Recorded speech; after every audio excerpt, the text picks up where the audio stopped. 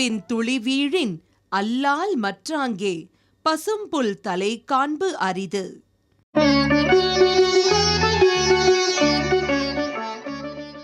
20-11-2016 November மாதம் 20ஆம் தேதி ஞாயிற்றுக்கிழமை. துர்முகி வருடம் கார்த்திகை மாதம் 5ஆம் தேதி. இன்று ஷஷ்டி. தியாஜ்யம் என குறித்திருக்கும் காலத்திற்கு மேல் 3.25 நாழிகை சுப காரியங்கள் விலக்க வேண்டும். சுப முகூர்த்த தினம். நல்ல நேரம் காலை 7:45 மணி முதல் 8:45 மணி வரை. மாலை 3:15 மணி முதல் 4:15 மணி வரை. ராகு காலம் 4:30 மணி முதல் 6 மணி வரை. யமகண்டம் 12 மணி முதல் 1:30 மணி வரை. குளிகை 3 மணி முதல் 4:30 மணி வரை. சந்திராஷ்டமம் பூராடம் உத்திராடம்.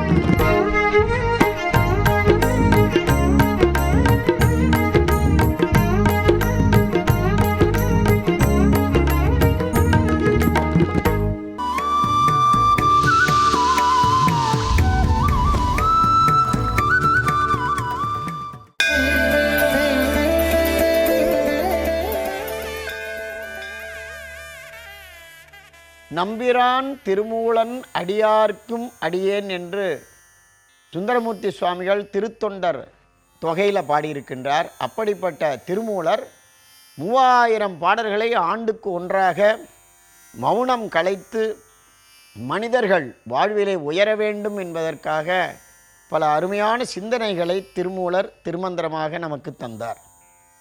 அதிலே 4ஆம் தந்திரத்திலே திரு அம்பலச்சக்கரம் என்ற அருமையான ஒரு தலைப்பிலே 994வது பாடல். 3000 பாடல்களில் நாம் 1000ஐ நெருங்கிக் கொண்டே வருகின்றோம். தினந்தோறும் காலை நேரத்தில் காலை எழுந்து கருத்துடன் ஓதினின் ஞாலத்தலைவளை நன்னுதல் எளிதாமே. திருமூலர் சொன்ன வாக்கு. காலை நேரத்தில் யாரெல்லாம் இந்த திருமந்திரத்தை கேட்கிறார்களோ அவருடைய வாழ்க்கையில் ஒரு பரிணாம வளர்ச்சி, ஒரு மாற்றம், ஒரு முன்னேற்றம் கிடைக்கும் என்று திருமூலரே எழுதி வைத்திருக்கிறார். காலை எழுந்து கருத்துடன் ஓதிடின் ஞாலத் தலைவனை நன்னுதல் எளிதாமே. அப்படி காலையில் தொடர்ந்து சிந்தித்து கொண்டே வருகின்றோம். 994வது பாடலிலே 6 வகை சமயங்களை சிந்தித்து சொல்லுகிறார். 6 எழுத்து ஆவது 6 சமயங்கள் 6க்கு 4 24 என்பர் சாவித்திரியில் தலை எழுத்து ஒன்றுல பேதிக்க வல்லார் பிறவியற்றார்களே. இதில் முக்கியமான செய்தி என்ன என்றால் 24 எழுத்துக்கள் என்று குறிப்பிடுகிறார். 6க்கு 4 24 என்பர். எழுத்துக்களில் 24 எழுத்துன்னு ஏன் சொன்னார் என்றால் காயத்ரி மந்திரம் 24 எழுத்துக்களால் ஆனது. மந்திரங்களிலேயே மிக உயர்ந்த மந்திரம் காயத்ரி மந்திரம். பகவத்கீதையிலே கண்ணன் சொல்லுகிறார், மந்திரங்களில் நான் காயத்ரியாக இருக்கிறேன். அந்த காயத்ரி மந்திரம்தான் மிக உயர்ந்த மந்திரம். அதனுடைய எழுத்துக்கள் 24. எனவேதான் வால்மீகி முனிவர் 24,000 ஸ்லோகங்கள் செய்தார். 24,000 ஸ்லோகங்கள் வால்மீகி ராமாயணம். கம்பர் அதை தமிழிலே மொழிபெயர்க்கும் போது தமிழர்களுக்கு அவ்வளவு தேவையில்லை, அதில் பாதி இருந்தால் போதும் என்று 12,000 பாடல்களை தமிழிலே மொழிபெயர்த்தார் பாடல்களாக. அதாவது அந்த 24,000 பாடல்களை 12,000 பாடல்களாக்கினார்.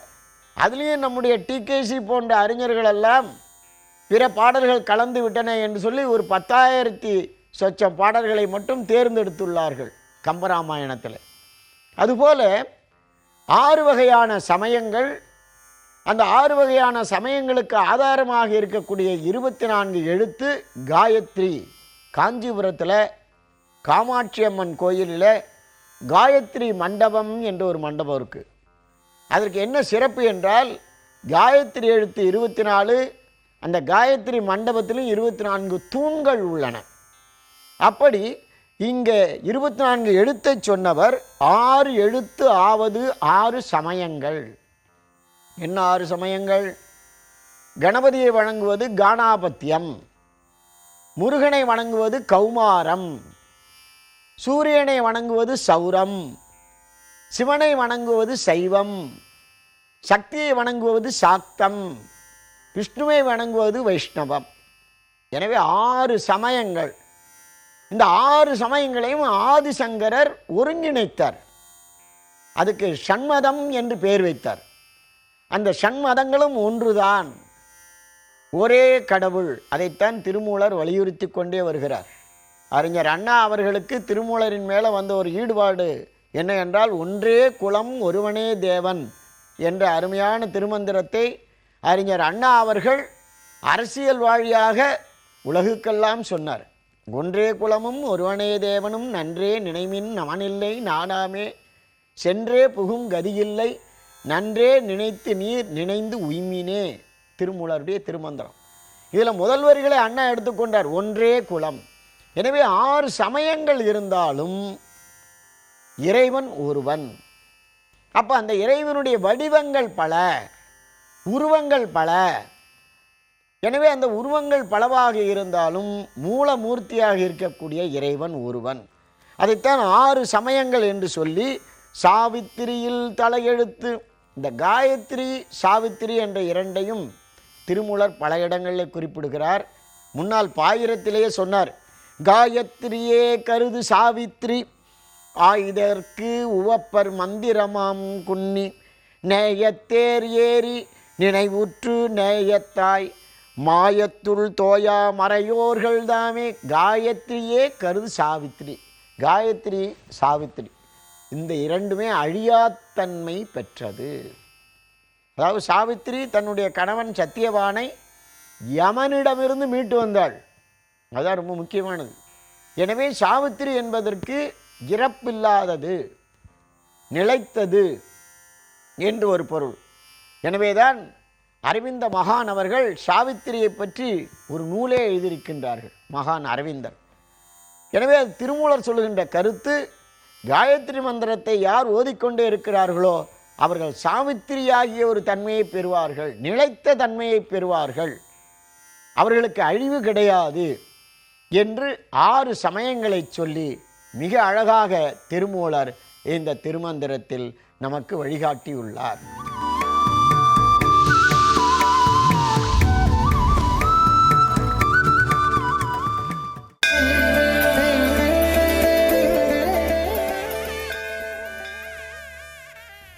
ஸ்ரீமதே ராமானுஜாய நம. பாண்டியன் கொண்டாட பட்டர்பிரான் வந்தான் என்று ஈண்டிய சங்கம் எடுத்துத வேண்டிய வேதங்கள் ஓதி விரைந்து கிடியறுத்தான் பாதங்கள் யாமுடைய பற்று. பெரியாழ்வாருடைய அந்த திருவடி தாமரைகளை வணங்கி கொண்டு அவருடைய அனுபவத்தை எல்லாம் நாம் அனுபவித்து கொண்டிருக்கின்றோம். கண்ணனை பல்வேறு பாசுரங்களில் அனுபவித்தார். ஏன் இப்படி கண்ணனை இவ்வளவு பாசுரங்களில் அனுபவித்தார் என்று கேட்டால், மற்ற அவதாரங்களை காட்டிலும் ராம அவதாரத்திற்கும் கிருஷ்ண அவதாரத்திற்கும் பூரண அவதாரம் என்கின்ற சிறப்பு உண்டு. அதிலும் ராம அவதாரத்தில் கிருஷ்ண அவதாரத்தை போன்ற தீய சக்திகள் இடம்பெறவில்லை. ராமனுடைய அயோத்திய நாடு, அவனுடைய தந்தையார், அவனுடைய அந்த அமைச்சர்கள் எல்லோரும் சிறப்புற்றவர்களாக இருந்தார்கள். ஆனால் கண்ணன் இருக்கக்கூடிய அந்த ஆயர்பாடியில் கம்சனால் ஏவப்பட்ட அசுரர்களால் பல்வேறு தீமைகள் நடந்தன. அதனால் ராமாவதாரத்தை காட்டிலும் கிருஷ்ண அவதாரத்தின் மீது ஆழ்வாருக்கு அப்படி ஒரு ஈடுபாடு ஏற்பட்டது.